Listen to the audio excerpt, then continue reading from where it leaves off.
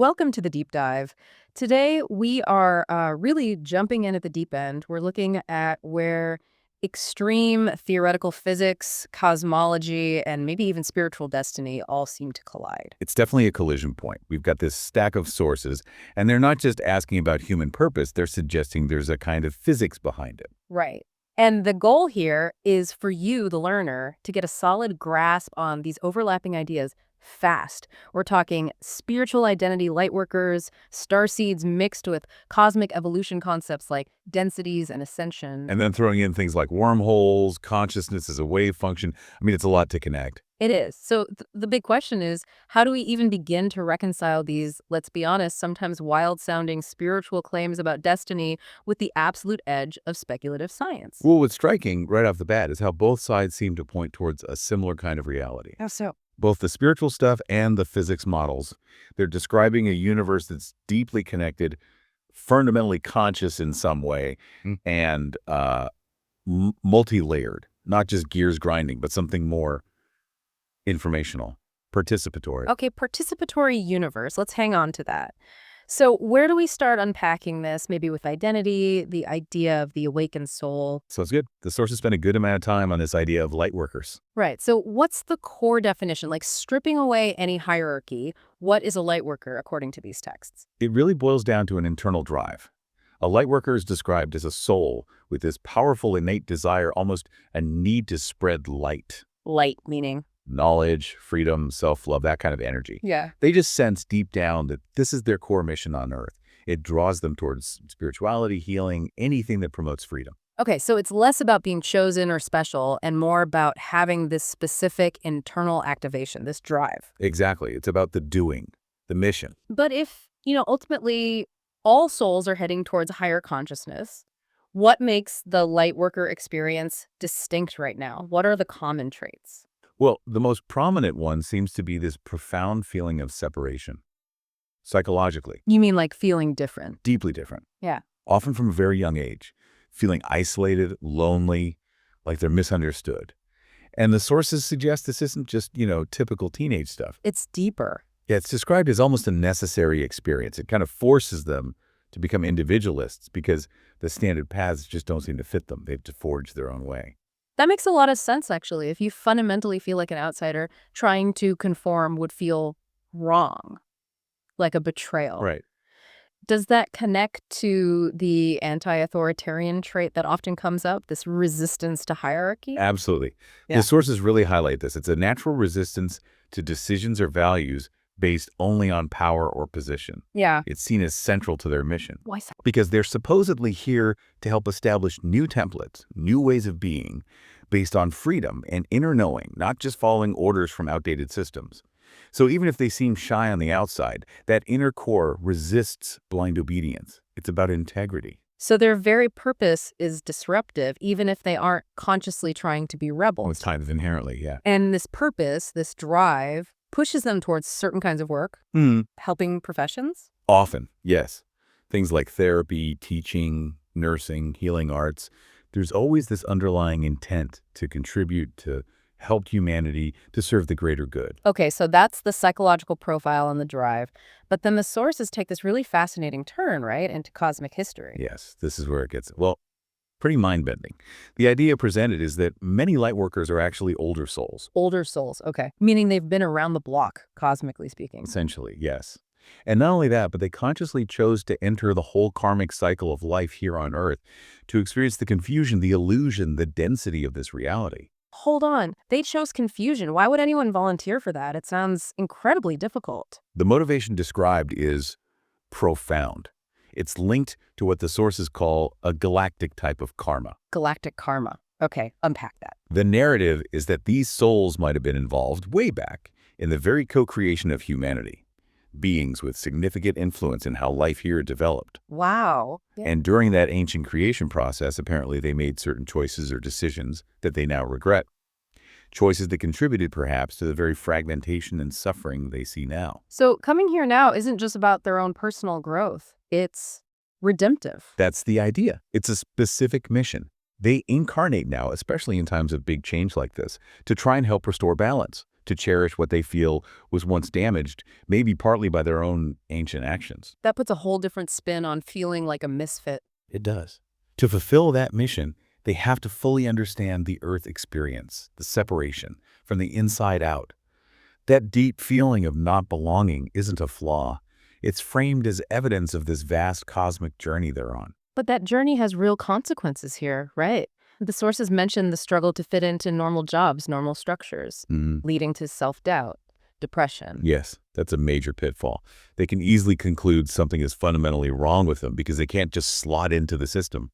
They feel hopeless. What's the way out, according to these texts? It's all about internal validation. Radically shifting from seeking approval outside from society, jobs, even friends, to truly deeply believing in their own inner knowing, their natural inclinations. They're trusting themselves. Trusting themselves on a soul level, making that momentous leap, as one source puts it, to own their identity, their mission. That self-recognition is what breaks the cycle of doubt and empowers them. Okay.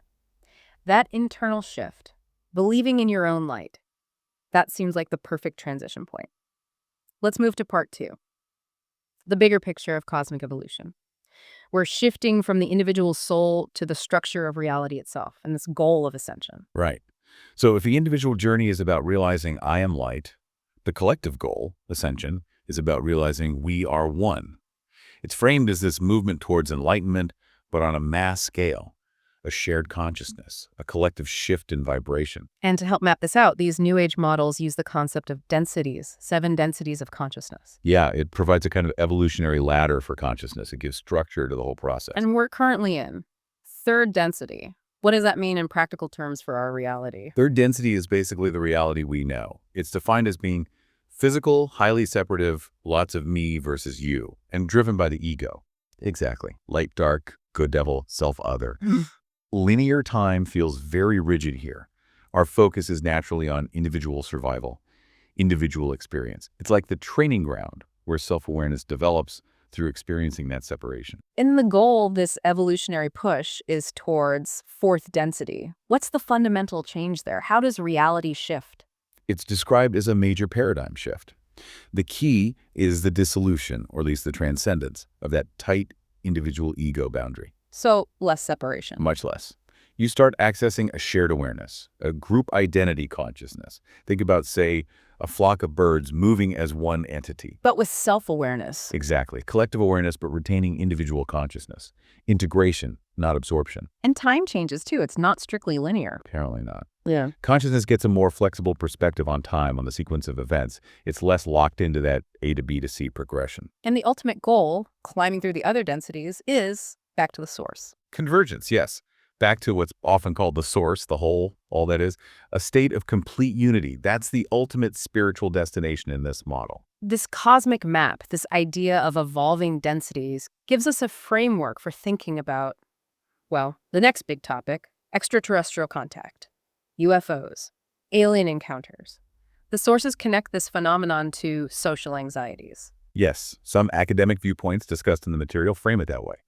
They link the rise of UFO interest, especially post-WWII, to the crisis of postmodernity. Meaning this feeling that our technology, atomic power, global communication, AI now is racing ahead of our collective wisdom or spiritual maturity to handle it responsibly. So the alien becomes a symbol, a projection. A projection of both our hopes and fears about where this technological path is leading us, our place in a potentially scary, advanced, maybe post-human future. And this crisis seems to manifest in really different ways in the reported contact experiences. The sources highlight 2 main types, right? Let's start with the one that seems to align more with that positive ascension path. Dialogic contact. Right. Dialogic contact is typically described as benign, often ongoing. It involves receiving messages, wisdom, prophecy from beings presented as higher dimensional or extraterrestrial, space brothers sometimes, or collective consciousnesses. And the messages, utopian. Warnings. Often both. They tend to offer visions of a positive future for humanity, pushing for global unity, spiritual growth, but also frequently warning about self-destruction, especially nuclear war, if we don't get our act together spiritually. So they're like cosmic guides. That's how they're often positioned, yes. Channelers claim to relay messages from places like the Pleiades or Arcturus, sharing frameworks or structures of thought meant to help us navigate out of this fragmented third-density thinking. Okay, that's one side. Hopeful, guiding.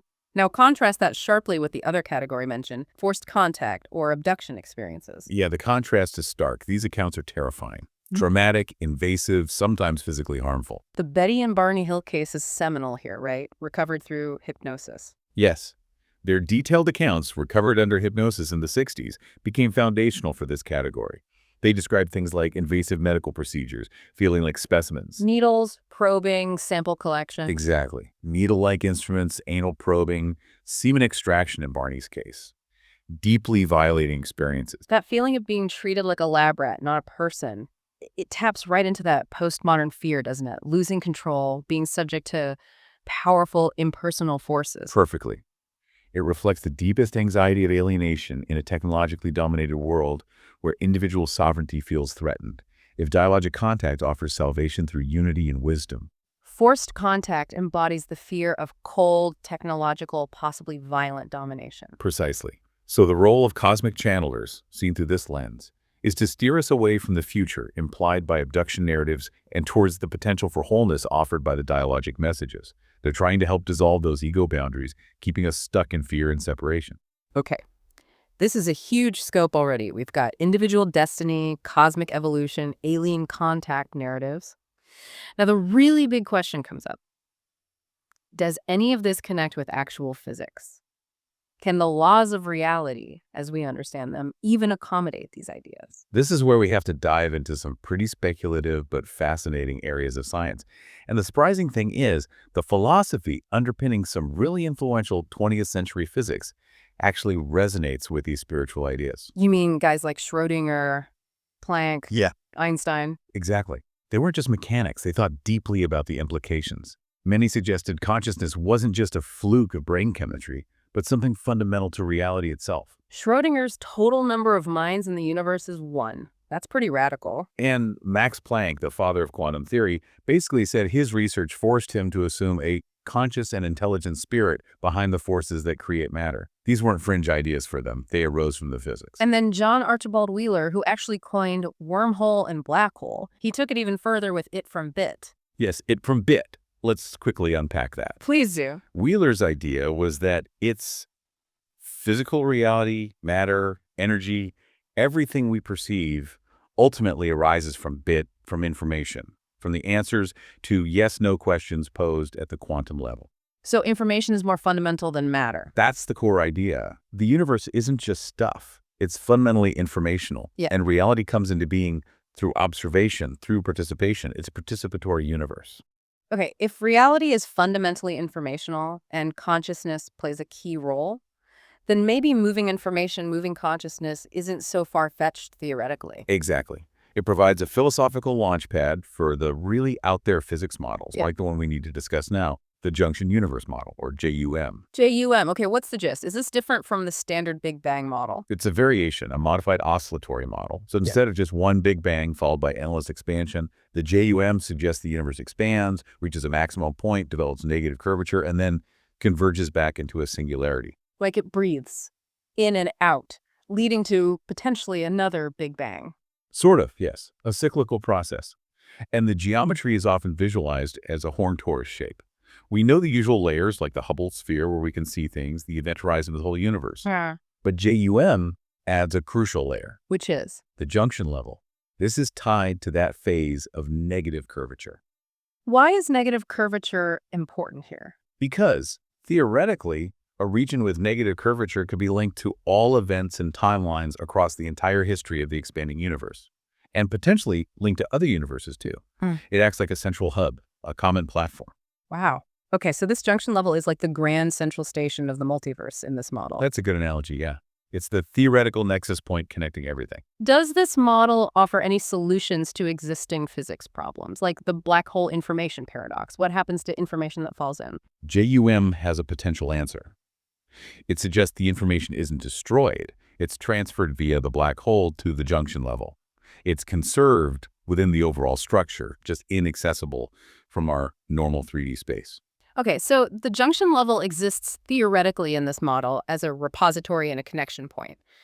But how do you get there? The sources are really clear that travel has to be as a wave, as information, not as matter. Why can't we just, fly a spaceship through a wormhole? Yeah, the physics of physical travel are brutal. Black holes themselves have tidal forces that would rip any matter apart instantly, spaghettification. Not pleasant. Not at all.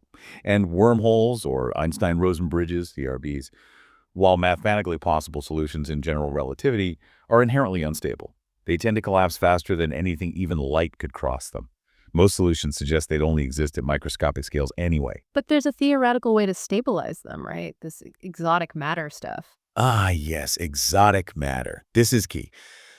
To hold a wormhole open long enough for something macroscopic to pass through, you'd theoretically need matter with weird properties. Define weird. Non-baryonic, meaning not made of protons and neutrons like normal matter. And critically, it needs to have negative energy density and negative pressure. Negative energy density, what does that even mean? Like anti-gravity? Sort of. Imagine space-time as a rubber sheet. Normal matter, positive energy, makes it dip down like a bowling ball. Exotic matter would, theoretically, make it curve upwards, creating repulsion, pushing space-time apart locally. Does this stuff exist? Well, it's hypothesized. Some theories suggest it might exist naturally at places with extreme space-time curvature, like perhaps the junction level itself. But even if you could stabilize a wormhole with it, trying to send normal matter through it would likely disrupt the delicate balance and cause collapse anyway. So physical travel seems highly improbable, let's say, which leads us back to the really radical idea presented in the sources. Consciousness is the vehicle. Using the human wave function. Exactly. This comes straight from basic quantum mechanics wave-particle duality. Everything, including you, me, any object, has a wave nature. It's described by the de Broglie wavelength. And for a human? When you calculate it, the wavelength is incredibly tiny, like orders of magnitude smaller than a proton, far smaller than even a theoretical microscopic wormhole. But the point is, fundamentally, we are wave functions, even though we experience ourselves as solid particles. This connects to those quantum consciousness ideas like Orcherar and microtubules. Well, it resonates with them, yeah. The Orcher model links consciousness to quantum computations in the brain's microtubules. But some sources go even further, speculating consciousness might be a whole new state of matter. Perceptronium. That's the term used, yeah. A hypothetical state of matter defined by how information is bound together and processed. It elevates consciousness from just a brain byproduct to potentially a fundamental quantum entity itself. Okay, so if consciousness is a fundamental quantum wave function, how does that enable travel? This is where parallel universes come in. The level 3 multiverse idea, based on the many worlds interpretation of quantum mechanics, every quantum decision, every choice, potentially splits reality into parallel timelines. Infinite timelines based on infinite possibilities. So your total consciousness isn't just here, now. It exists across a vast superposition of infinite parallel wave functions, pi total Rs. You are, in a sense, simultaneously living out every possibility in parallel realities. Mind blow. Oh, okay, so how does that help you travel? The hypothesis is, well, audacious AD, it suggests that if you could somehow isolate the specific wave function corresponding to this reality, this conscious moment, let's call it PSE, you could potentially transmit that wave function through a stabilized ERB to the junction level. Wait, transmit the wave function, not the body, not even the brain, just the information pattern of my current conscious state. Essentially, yes. It's informational travel, pure projection. It bypasses the whole problem of moving matter. You'd need incredibly advanced technology, presumably something that understands the quantum nature of the brain far beyond what we have now, the kind of tech maybe higher density beings would possess. And once your informational self, PSRE, reaches the junction level, what then? Because the junction level is the nexus point, theoretically. That informational essence, your awareness, could then access the entire network of timelines. You could choose a different reality, a different dimension, and then somehow reintegrate your awareness there. So it's less like flying a ship and more like changing the channel of your reality, shifting your point of awareness. That's a pretty good way to put it, yeah. It's a stunning convergence of quantum mechanics, cosmology, and these mystical ideas about multiple lives and destinies. And the sources mention a possible side effect, déjà vu. Yes. It's noted that if contact is made between universes this way, or if timelines brush close, you might experience déjà vu, that weird feeling of having lived a moment before, because maybe another version of you did. Okay. We've gone way out there, from lightworkers to galactic karma to consciousness wave functions zipping through wormholes to the junction level. Let's try and bring this back down to earth a bit. Part 4, practical application. How does all this translate into action? How do we navigate this stuff while living our normal third density lives? This brings us right back to the spiritual path of action. It's called karma yoga. The sources really emphasize this as a genuine, powerful path to enlightenment. It's not just about meditating on a cushion, it's about how you engage with the world. And the key is selfless action, right? Doing things without attachment to the outcome. Exactly. Karma yoga is defined as action performed without ego, without craving the fruits of the action, the rewards, the praise, the personal gain, and without just hankering for a specific result. It's about dedicating the action itself to a higher purpose, to the greater good. That sounds incredibly difficult. To work hard but not care about the salary or the promotion. It is incredibly challenging for the ego. But the idea is that this practice is inherently purifying. When you detach from the outcome, the action itself cleanses the heart, breaks those bonds of selfish desire that keep us locked in ego patterns. So the goal is being while doing. Acting in the world but staying inwardly tranquil and free. Right. Resting on action, but untouched by action, as one text puts it. You fulfill your duties, you engage, but your inner state remains centered, dedicated. You have the right to the work, but not necessarily to the results. It demands incredible presence and dedication. It does. And this state of active, selfless service aligns perfectly with that lightworker mission we talked about, stabilizing energies, raising consciousness, especially during times of energetic shifts. And the sources point to a specific upcoming window for this. Yes, they highlight a cosmic reset portal, pinpointed between October 29th and 31st, 2025. A cosmic reset portal. What's that supposed to be? It's described as a period of particularly intense universal energy flow, specifically geared towards release and realignment, an opportunity to consciously shed old patterns, old energies that are no longer serving you, and set a new foundation. Why those dates? Is there a significance? Numerologically, that period resonates with the energy of the number one new beginnings, initiative, courage, laying down a fresh path for the next cycle. It's seen as a potent time for intentional change. So for someone listening who wants to consciously work with this energy, what do the sources recommend? Are there practical things to do? Yes. The focus is very much on internal work, but with tangible steps.